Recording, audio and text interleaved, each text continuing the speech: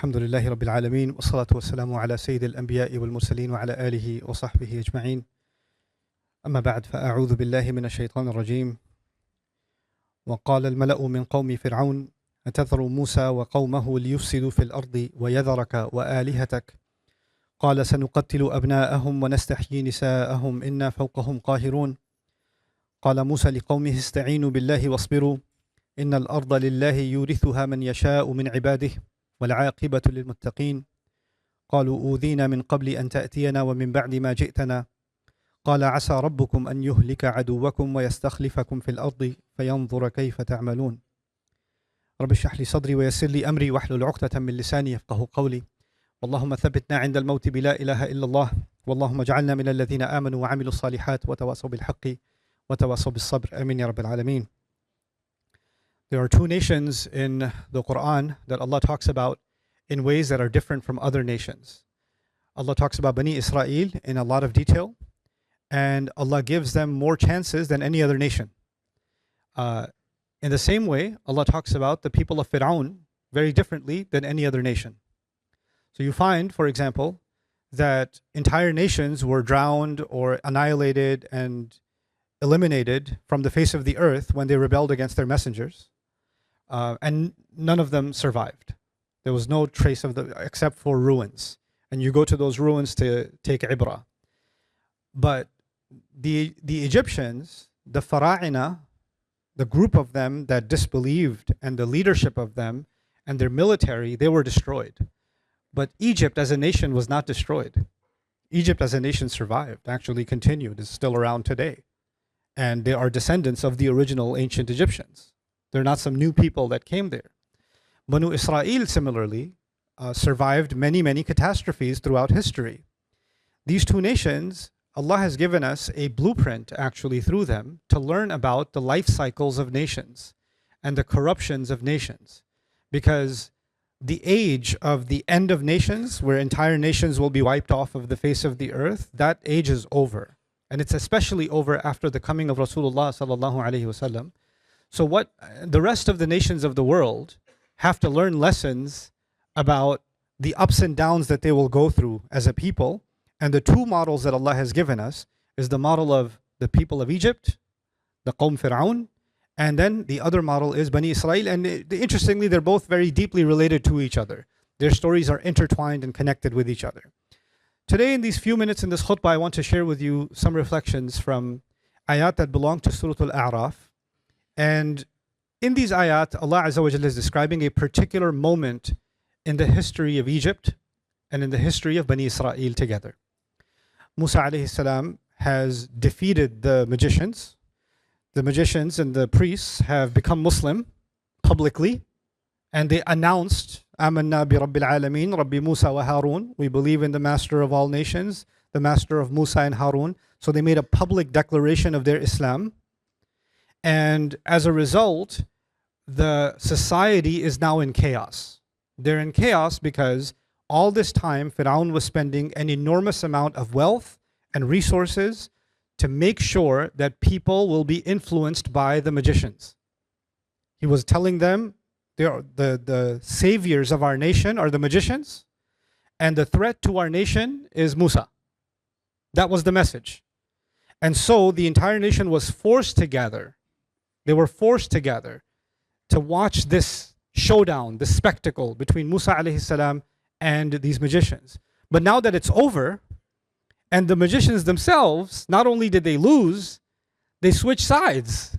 They became followers of Musa alayhi salam. So imagine you spend millions and millions and millions on this campaign to turn everyone against Musa, and the people you spent it on, they become the biggest advertisers for your enemy on the stage that you gave them. You paid for the stage. You paid for the event. You brought the audience. Musa alayhi salam could never gather as many people to deliver his message in one place ever. He did not have the funds, the resources, or even the police to force people to come and join. But he did, Pharaoh did. So Pharaoh basically paid for the biggest Islamic convention in the history of Egypt at the showdown. The biggest da'wah event that ever happened.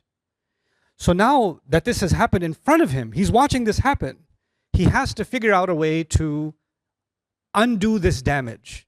This is, people that are in power, they don't just have power in the military or power in money. A very important part of power is invisible. It's the power of influence. It's the power of your story, your message. It's the power of ideology and propaganda. It's the power of media. That's a very important kind of power. So it's not enough that the government has money, that the government has soldiers and guns and tanks and all of that stuff. It's very important that they also control the narrative and how people think. They have to control the news. They have to control thought. They have to make sure nobody questions their version of events. They have to spin. And this is a huge part of remaining in power. If your story breaks down, if your story is no longer believable, if your version, your propaganda is failing, then the people will no longer fear your other powers. Your money will not be as effective. Your military will not be as powerful as it once seemed, because actually the real power, before the military and the money, the real power is actually the power over the minds of people, the hearts of people. This is why the Qur'an describes that one of the ways that Pharaoh maintained his power is فَاسْتَخَفَّ قَوْمَهُ فَأَطَاعُهُ. He made his people feel light. He made his people light. That's why they followed him, Allah says. What does that mean, he made them light? He made them feel like, look, you don't have to do the thinking. I'm doing all the thinking for you. I'm telling you what's true. I'm telling you what's wrong. You just have to follow me. And you are so weak. And you are so helpless. And you need someone strong to guide you. I'm the source of strength. So you can be light. You don't have to do any thinking for yourself. You don't have to make any decisions. Trust me, I got this. Right? So he positions himself in a position of power and keeps convincing people that they are too weak to do what he does. They're not strong enough. They're not wise enough. They're not powerful enough. In fact, they're not even holy enough. He described himself as God himself, right? As a God. So you don't have to do that. I'll do that for you. And this is one of the ways you can think about this is he made sure that his public is stupid. He makes sure that the public doesn't think too much. And that's also khafif. Khafif is someone who doesn't think too much. They just follow. The easiest way to create an extremist in any direction is to make sure they don't think too much. It's the easiest way to do it.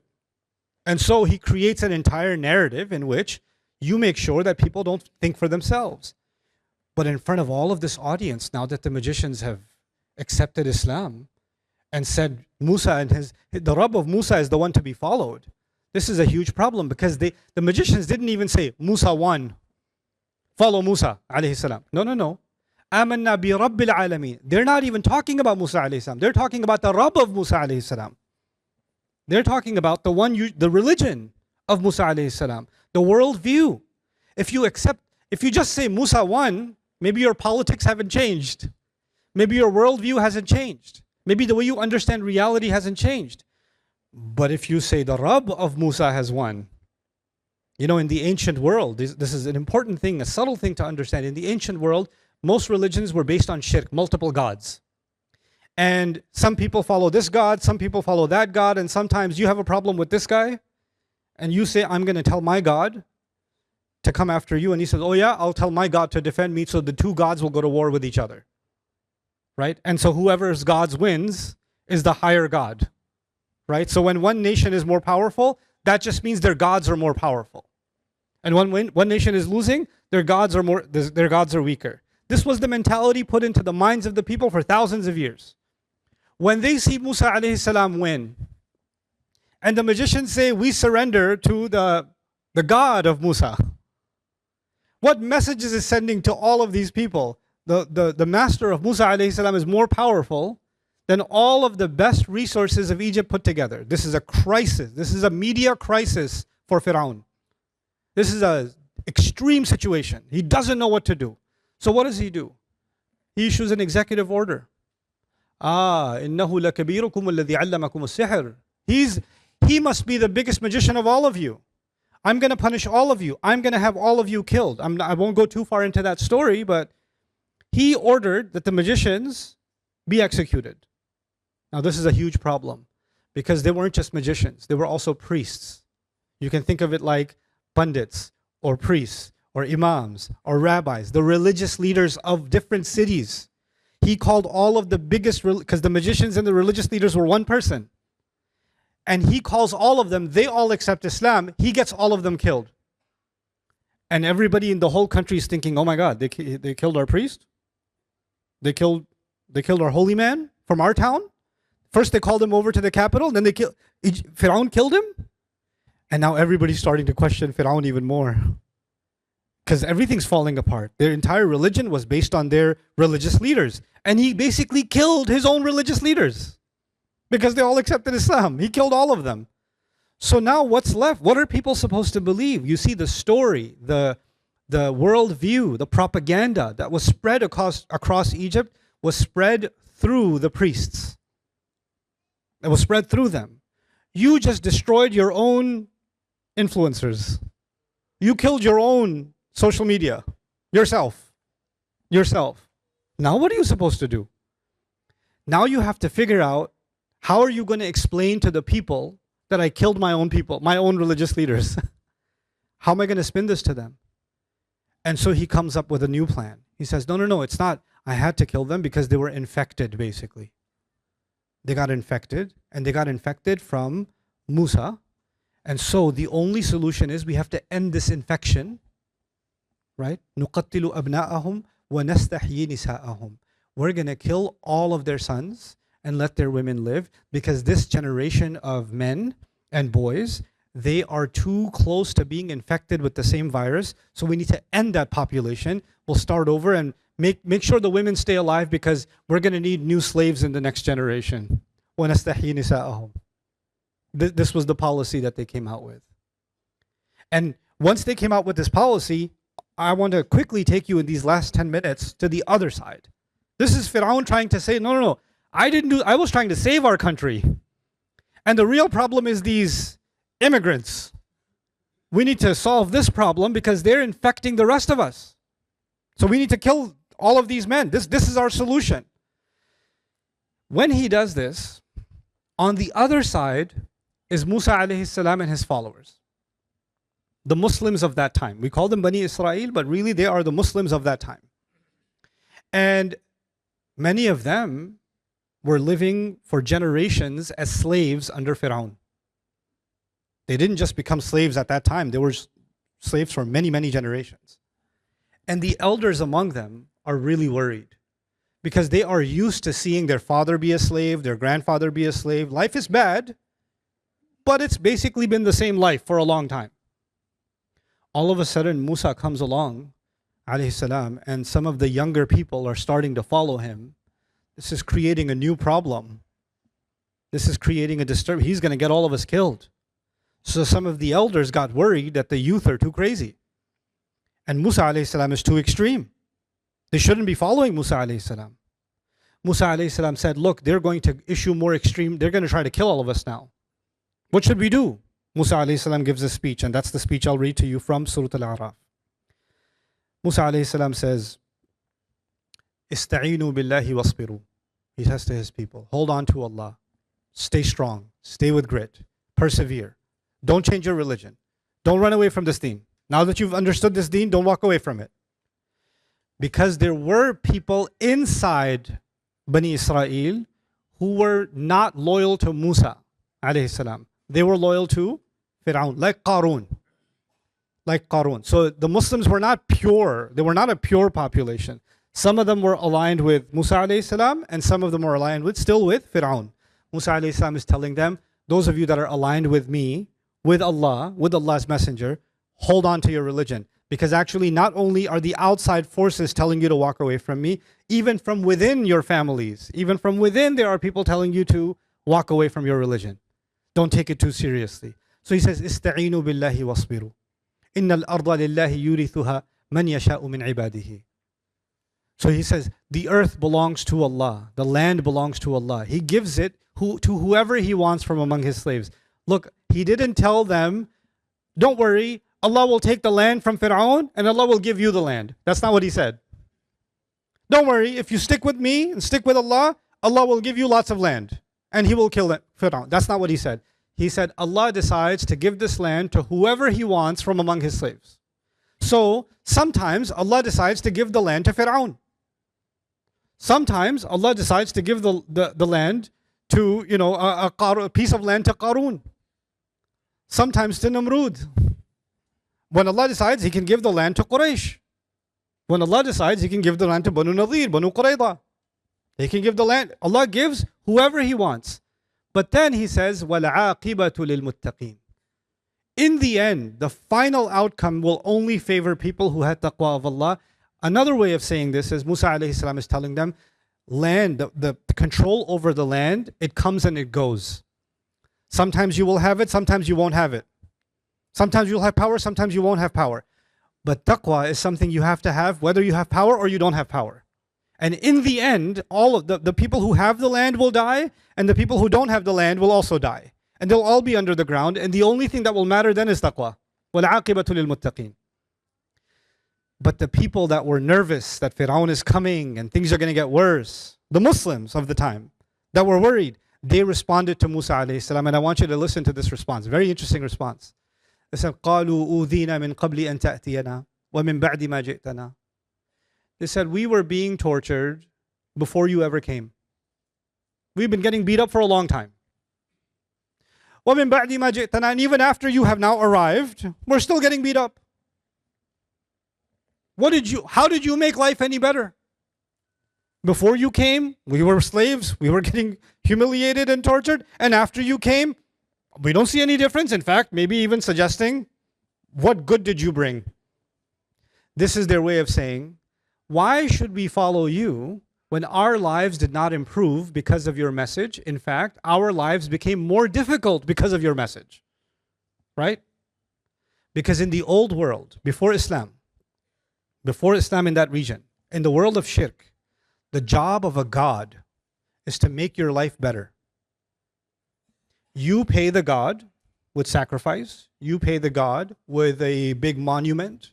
You pay the god money. You pay the god, you dress his statue in gold. And how does he pay you? He gives you twins. He gives you a cow. He gives you new land. He gives you rain. It's a deal. It's a transaction. So when you follow a god and you please a god, then that god takes care of you. Musa alayhi salam is not bringing that religion. He's not bringing a religion of transaction. I'm going to give Allah, I'm going to pray 5 times, I'm going to get a promotion tonight at my job. I'm going to go do Hajj, my business is going to triple. That's not the formula in this religion. That is not the formula. We are supposed to turn towards Allah. Allah has given us a worldview that Allah will test us in good times and Allah will test us in bad times. Musa alayhi salam just told them, sometimes Allah will give the land to whoever He wants. He didn't say, He'll only give the land to the muttaqeen. Man yasha'u min ibadihi. Man yasha. Whoever He wants, He gives the land to. Right? تؤتي الملك من تشاء وتنزع الملك ممن تشاء وتعز من تشاء وتذل من تشاء. An open statement from Allah. It's not a transactional religion. But these people are saying, when a prophet comes, if you're really from God, if you're really from Allah, life should get better. We don't see life getting better, so why should we follow you? Why should we follow you? This is, in simple language, if you want to walk away with this is a concept of transactional religion. When your religion is a transaction, there's nothing more. Actually, our religion is a journey to Allah filled with good and difficulty, filled with ease and difficulty. It's not a transaction. The only transaction that will happen, truly, is a transaction in the akhirah. هل أدلكم على تجارة تنجيكم من عذاب أليم. That's the transaction. Should I tell you of a deal that will save you from the final punishment, the great punishment? But they don't see it that way. They need to see results right now. Otherwise they say, where is your Allah? Where is He? أُذِينَ مِنْ قَبْلِ أَن تَأْتِيَنَا وَمِنْ بَعْدِ مَا جِئْتَنَا. Now Musa alayhi salam said, maybe Allah will give you what you want. Maybe. He didn't say Allah guarantees. He said maybe. But look at what Musa alayhi salam, how Musa alayhi salam responds. He says, عَسَى رَبُّكُمْ أَن يُهْلِكَ عَدُوَّكُمْ. Maybe. There's a possibility Allah will kill your enemy. Allah will kill your enemy. It's possible. And then He says, وَيَسْتَخْلِفَكُمْ فِي الْأَرْضِ. And it's also possible that Allah will leave you behind in charge of the land. This is actually what they're asking for. If you came, then our enemy should die and we should have the land. This would be our du'as are answered. We got everything we wanted. Musa alayhi salam doesn't just say that, and that would be وَذَلِكَ هُوَ الْفَتْحُ الْعَظِيمُ الْفَتْحُ الْمُبِينُ. No, no, no. That's not what he says. He says, maybe Allah will kill your enemy. Maybe Allah will leave you in charge of the land. Then he says, فَيَنْظُرَ كَيْفَ تَعْمَلُونَ. Then Allah will observe, how do you act? How do you behave? Pharaoh is in a position of power and he abuses that power. Pharaoh is in a position of power. He doesn't want to lose that power and he treats people under his power however he wants. However he wants. He acts like he's the god of that land. That's how he has that kind of ego. Allah says, maybe one day I'll make you in charge. I'll give you control. I'll give you power. I'll put people under you. That you can oppress if you want, or you can be good to them if you want. You can do justice or you can do injustice. I'll give you that power. Let's see how you do. And this is Musa alayhi salam's very scary way of telling them, maybe if you have power, you might become Pharaoh yourself. You're complaining about Pharaoh right now because you don't have power. What's going to happen when you have power and you start doing exactly the same thing? You start doing exactly the same thing. The wisdom in this small conversation that Allah recorded in the Qur'an is very heavy. The believer in a state of weakness is dreaming about power. The believer is dreaming about power, dreaming about relief. And once I have that power, you see what I'm going to do. Watch. Once I have that, you'll see. The one who's poor is humble, begging Allah. Ya Allah, open the doors of rizq. Ya Allah, open this opportunity. That same person, it's possible Allah opens the doors of rizq. Makes him, he goes from having 10 cents in his pocket to having hundreds, to thousands, to millions, to billions. He goes big. And once that same person who was begging Allah with humility, once he gets to that point, he sees poor people on the street. He says, why are they in my neighborhood? He used to be one of them. But something changed. When he gets to a position of power, he gets drunk on that power and he forgets where he came from. He forgets where this whole thing started. So Allah Azza wa Jalla is describing to us that our du'as need to be guided. If we want freedom, power, control over our destiny. Which nation doesn't want control over their own destiny? Which nation wouldn't want power? Which person wouldn't want economic independence? Every one of us would want that. Every one of us would want control over our state of affairs. But if you're going to ask for that, then understand something. Al-aqibatu lil-muttaqeen, because you can get those things and lose taqwa. And if you get those things and lose taqwa, you've lost everything anyway. You've lost everything anyway. So it's actually not purely just we want relief, we want victory. We want that when we are in a state of taqwa, ready for that victory, to manage it the way that it should be managed. Otherwise, we're just asking to become the next Pharaoh. That's just what we're asking for. I'll leave you with a thought. I know it's over my time. I'll leave you with a quick thought. Pharaoh was given as a model in the Qur'an to describe the worst thing that can happen to an ego inside every human being. Allah says, وَمَنْ يُوقَ شُحَّ نَفْسِهِ فَأُولَٰئِكَ هُمُ الْمُفْلِحُونَ. People who are protected from the extreme selfishness they have inside are successful. Pharaoh let go of his extreme selfishness. He has it, unleashed it. But all of us have a possible Pharaoh inside us. It's closed up, but it's there. And you can release it in doses, or you can lock it up. It's up to you. But if you open it up, even if you don't have pyramids and a sphinx and you don't control the land of Egypt and rivers aren't flowing under your feet, you might be the Pharaoh over a one-bedroom apartment.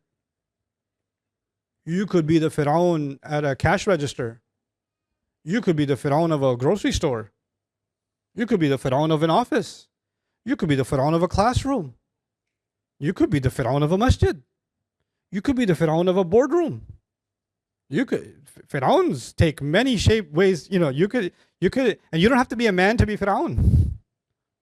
Right? You could be a Pharaoh over your children. You could be a Pharaoh over your husband or your wife. This drunkenness, this power, if you have an entire country, you'll be an oppressor. If you have 10 square meters, you'll be an oppressor. The size doesn't matter. The problem inside matters. The lack of taqwa is what matters. And that's why this profound lesson has been shared with us, so that we as individuals and we as nations take this wisdom. May Allah Azza wa Jal elevate our state as individuals and elevate our state as a nation. Barakallahu li wa lakum fil Qur'an al-Hakim wa nafa'ani wa iyyakum bil ayati wa dhikr al-Hakim.